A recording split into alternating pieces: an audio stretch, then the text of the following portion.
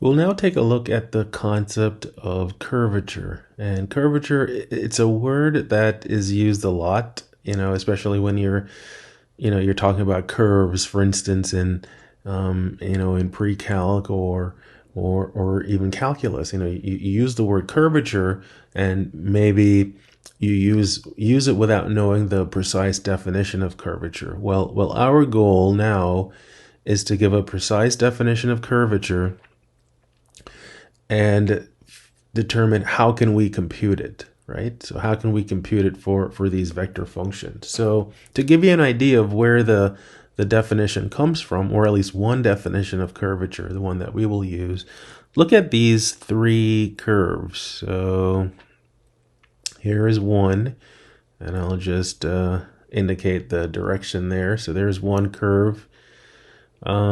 Here is another curve, right? And then here is a third curve, right? And so let me put the orientation there, there, there, there. So we have three of these vector functions. This one is linear. So if I were to say on this graph, draw the unit tangent vector, so then it would look something like this, right? Because it would point in since it's a line, right? It's already going to point in the same direction. Because if I differentiate a line, in fact, a linear vector function, I'll just get the direction vector, which would be, again, the direction of the line. But now, since I'm sketching the unit tangent vector, all of these red vectors would have magnitude 1. So they would be equal length 1, but they would be pointing in the exact same direction as my curve. Now, what about this one where there's a slight bend to it? So if I draw the unit tangent vector at this point, it might look like that. Then at this point, like that maybe, and then at this point, maybe like that, right?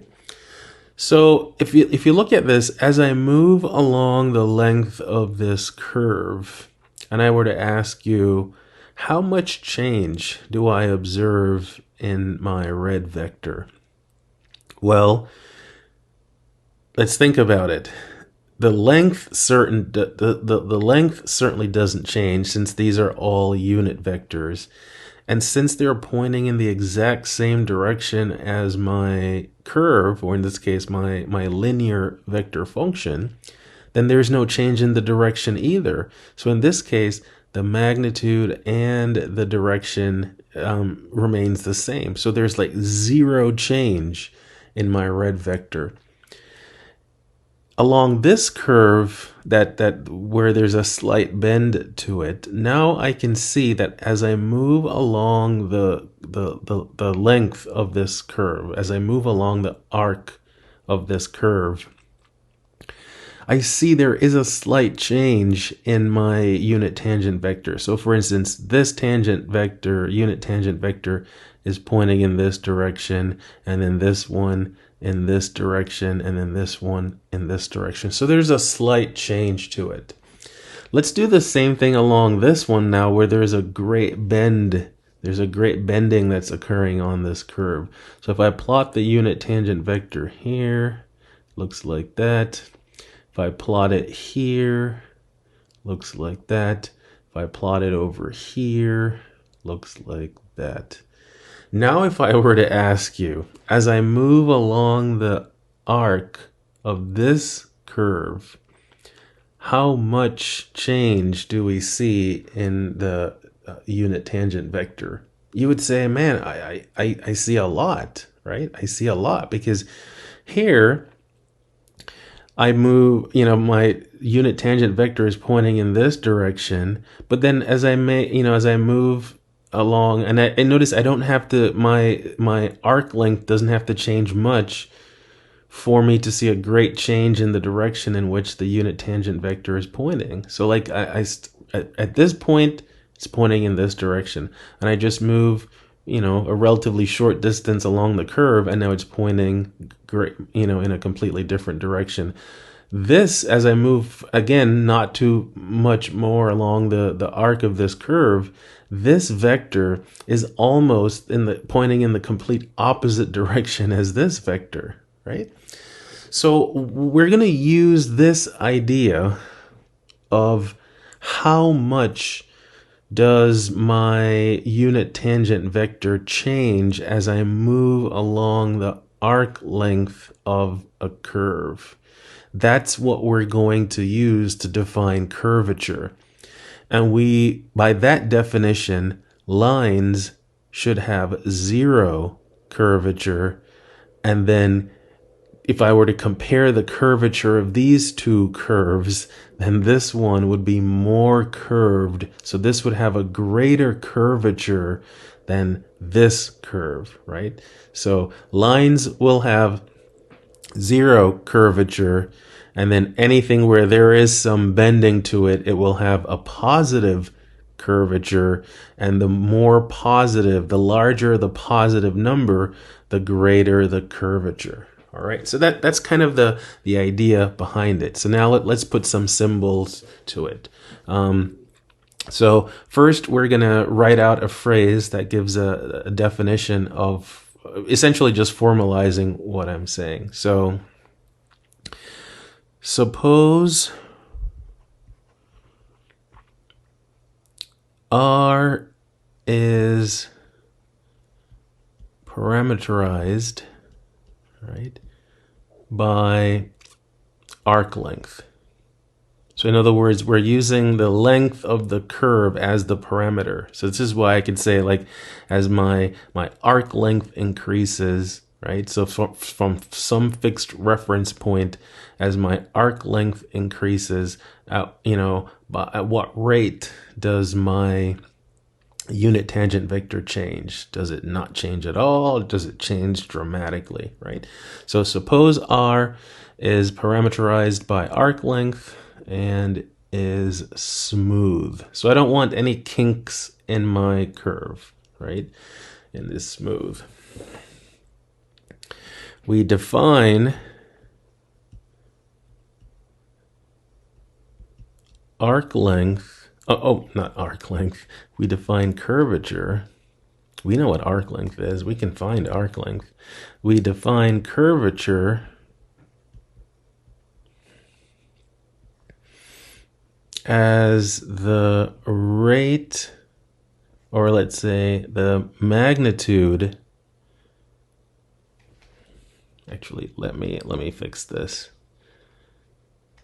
We define curvature as the magnitude of the rate of change of the unit tangent vector with respect to arc length, right? So as we, from a fixed reference point, as we move along the curves, as we increase our arc length parameter, what is the rate of change of my unit tangent vector, right? So let's see if we can put this phrase into symbols. So it's going to look like this. So rate of change of t with respect to arc length. So the rate of change of t, well, that's a derivative. So rate of change of t with respect to arc length. Well, arc length is my s parameter, so I'll have to do this. So it's like I'd have to express my unit tangent vector, right, in terms of arc length, and we have a process for doing that.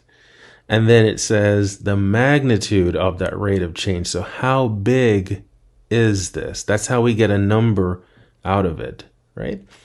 And so this is what we define as curvature. And here is the symbol that we use for curvature. It's kappa, right? So kappa and technically it is a function. In this case, it is a function of s, right? Now, again, if we look at all that's involved here, this is quite a bit to compute it, because first you'd have to find the unit tangent vector. And normally we're not given the unit tangent vector in terms of s. So we would have to reparameterize t in terms of s. Then we would have to differentiate that function. That's after it's been reparameterized. And then take the magnitude of that to get the curvature. That's a lot of work. So it turns out that we normally don't use this, which is the formal definition. This is not a practical formula for finding curvature. Turns out there are two alternative formulas for it. I'll give you like a quick derivation of one and then just give you the other one because that's a much longer process, right? And I want to make sure that we get through an example to see how it's actually computed, right? So let's take a look at this expression. So if I take dt ds, right? And suppose I divide the top and the bottom by dt, right? So what if I did this? I did a dt there, and then a dt there, right? So we have this. Well, this part now is not too bad because this is saying this is the derivative of the unit tangent vector with respect to t, right? That's a lot easier to work with because usually we can find our unit tangent vector in terms of t and just take a derivative of it. In fact, we previously did that when we had to find our unit tangent or principal unit normal vector, right? But what about this denominator, the ds dt? What could that represent? Well, remember, when we have this relationship between our arc length parameter and the time parameter. In fact, let me remind you of this equation, right? So we have, and then it's the magnitude of v of u du, right? So this was our equation that we used to determine the relationship between our arc length parameter and our time parameter. Now, using the fundamental theorem of calculus, right? So using the FTC, gotta love that FTC, it's back again. Think about what happens when you differentiate an integral. In fact, let me remind you of what how the result is normally stated in calculus. If you have a function that's defined by some area, like you have an area function, so let's say from a to x of f of t dt. If I differentiate this with respect to x, in other words, if I do dA dx, what do I get back? I get back the original function, little f, but evaluated at the upper limit. So I get my f of x. Well, what if I apply the same procedure to this? So since I have a ds dt in the denominator, well, let's see what would happen if I differentiate this s. So ds dt, again, using the FTC, I'm going to get back my original function here, but evaluated at t. So this would be just the magnitude of v of t, which is the speed, which is interesting. So we could actually use this notation for speed as well, ds dt. This is also this is consistent with the relationship between distance traveled and your speed and your time. So this is simply the speed. So that's really what's in the denominator here, right? So if now let's now the other way to write this, of course, is if you wanted to express it in terms of r, this would be the magnitude of dr dt, right? So like that, or if you just wanted to write it as r prime of t. So that now gives us an alternative formula for finding the curvature. And so therefore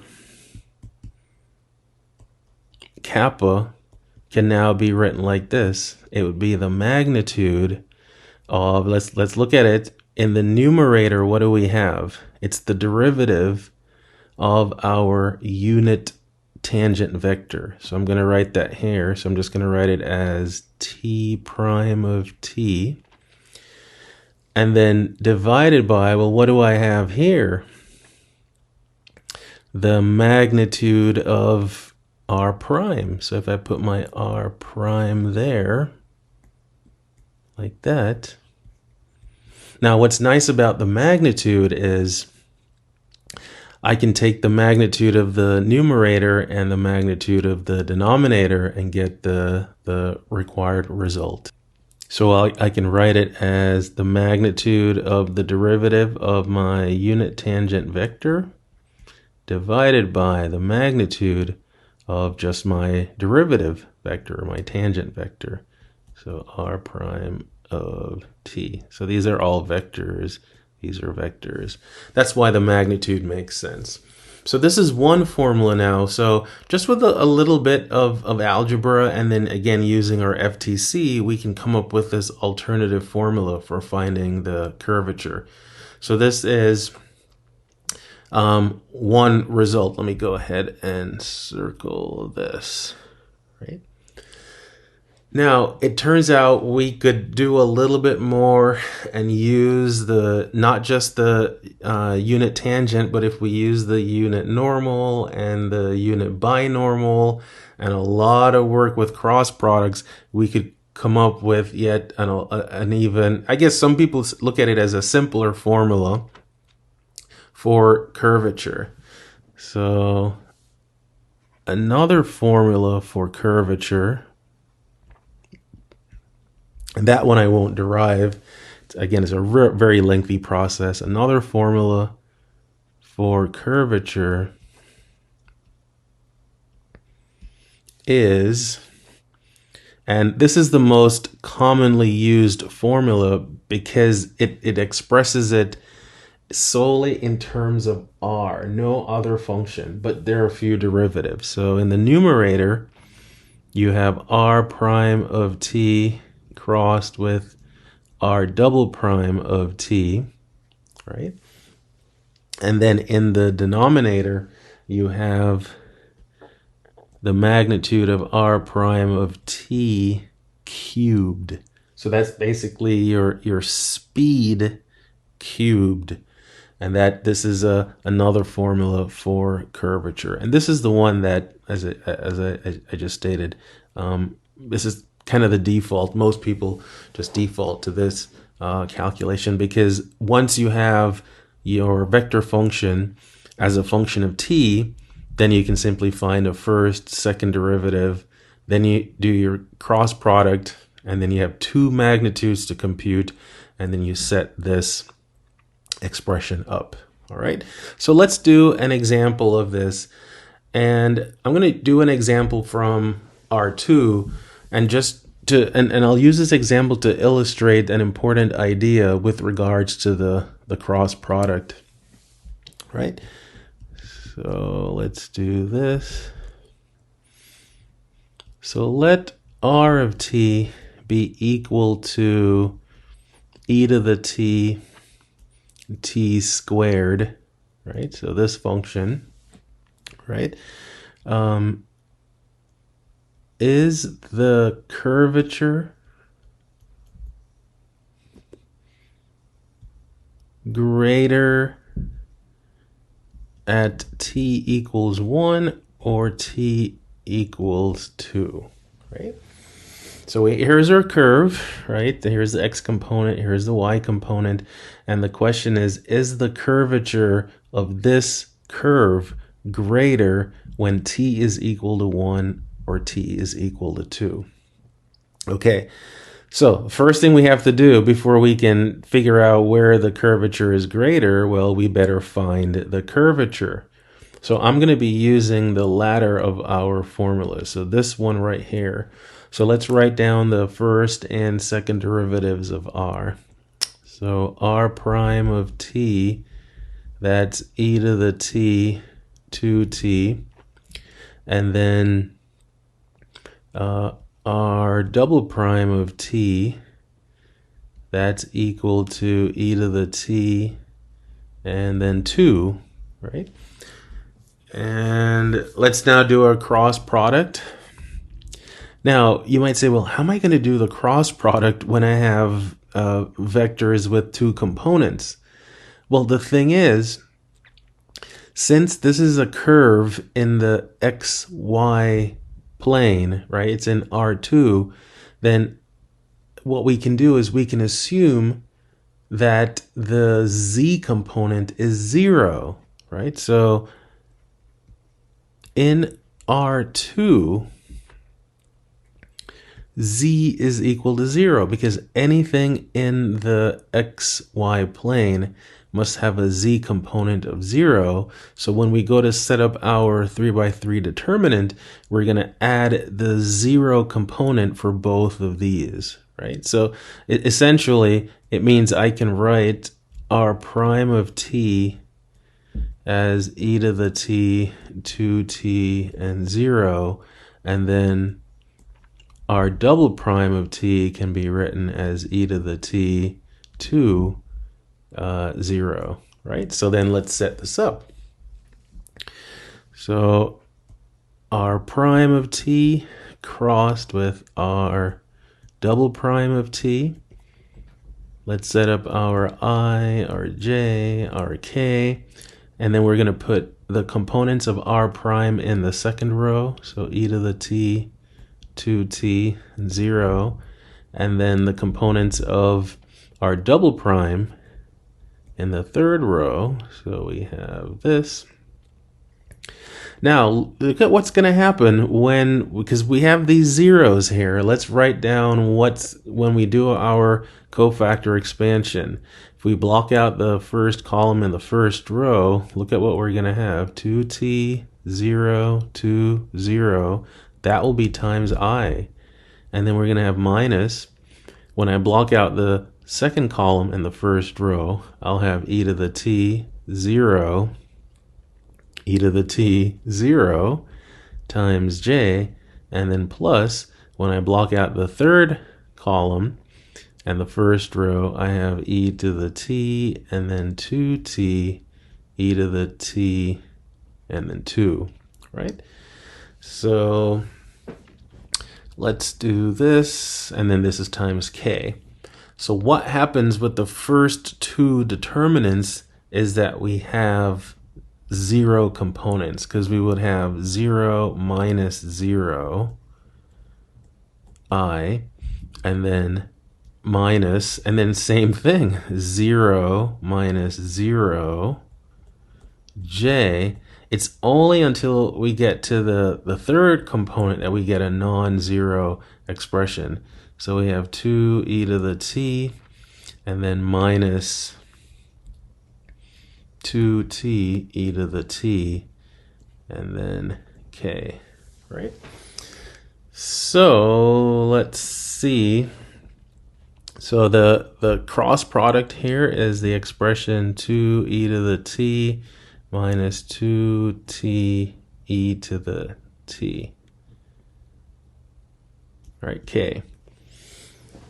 All right, so we have the cross product, and we already have our first derivative of r, so now we need to compute those magnitudes. So the magnitude of the cross product, right, is equal to, well, it only has, so for instance, the first component is 0, so it'd be 0 squared plus 0 squared plus this squared. So 2 e to the t minus 2t e to the t squared, and then that's all under the square root, right? Now, you have to be careful when this is being simplified, because when I take the square root of this, I'll have 2e to the t minus 2t e to the t squared. You might have the tendency to simply drop or essentially eliminate the square root and the square. But that only works when what's inside the square, or what's being squared, is positive. This, because there's a negative sign in this expression, the expression inside the parentheses might be negative. So what we have to use here is the more general formula that says if you have the square root of some quantity squared, it's the absolute value of that quantity, right? So we have to take the absolute value of this, right? So that was one of the other things I wanted you to see with this example. Now, if they say something like, assume that t is in a certain range, if they gave us some information that would allow us to conclude that this is always positive, for instance, then we could drop the absolute value, but we don't know. So we have to put the absolute value of 2e to the t minus 2t e to the t. And there we go. Right, so that's going to be the numerator of my curvature function. And then the denominator is the magnitude of r prime cubed. Well, what's r prime? Well, these are the components of r prime, right? So we have to square this. So this is e to the t squared plus 2 squared. I'll go ahead and put the 0 in, and then take the square root of that, and then that is raised to the 3rd power. Now, in terms of simplifying this, there's not a lot we can do. I mean, we can write e to the t squared as e to the 2t, and then, of course, that's plus 4. Now, if I'm taking the square root, then raising it to the 3rd power, it's the same as raising the whole thing, or that expression, to the 3/2 powers, right? So here is our curvature function. So therefore, kappa of t is this absolute value. So the absolute value of 2e to the t minus 2t e to the t all over e to the 2t plus 4 to the power 3/2. So your curvature functions, they can get pretty complicated, right? And there's a bit of algebra, and you have to be very, very careful, particularly with the square root of something squared. So now the question is asking us, is the curvature greater at t equals 1 or t equals 2? Well, let's see. So at t equals 1, kappa of 1, so if I plug 1 into this, I'll have the absolute value of 2e minus 2e, and then all over e squared plus 4 to the 3/2. But in the numerator, I would have 0. So at this point, when t is equal to 1, the curvature is 0, right? Let's see what happens. Now, we just said earlier, when we're talking about when we introduced the idea of curvature, we were saying that when something is essentially linear, then the curvature is going to be 0. And then once there is some bending to it, the curvature is going to be positive. So as long as we get something positive here, so let's see what happens at t equals 2. Kappa of 2, that's going to give us 2e to the 2, and then minus 4e to the 2, again in absolute value. And then in the denominator now, we're going to end up with e to the 4th power plus 4 all to the 3/2. Well, the numerator simplifies to 2e squared. How do we get that? Well, if we have 2e squared minus 4e squared, we'll have negative 2e squared in our absolute value. And then the absolute value makes the numerator positive. So we end up getting 2e squared over e to the fourth plus 4 to the 3 halves. So this number is definitely bigger than 0. It might be a small number, but it's bigger than 0. So since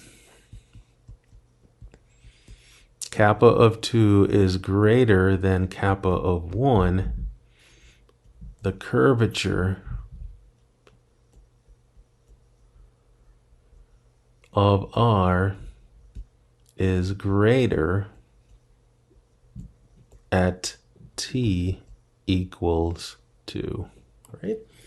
So there we go. So this example is good. Again, I figured at some point, we should address the issue with the sometimes needing to use absolute value. Sometimes you can't just always assume that the square root and the square will cancel out. This one also deals with the issue of what do I do to set up my 3 by 3 determinant when my vectors are in 2 space? Well, you add z values of 0. So lots of important little details that came up in this, in addition to the fact that we now know how to compute curvature. So hopefully you found that interesting. Make a note of a lot of these key ideas, because some of them will certainly come up again in the future. And I will see you in that said future. Bye.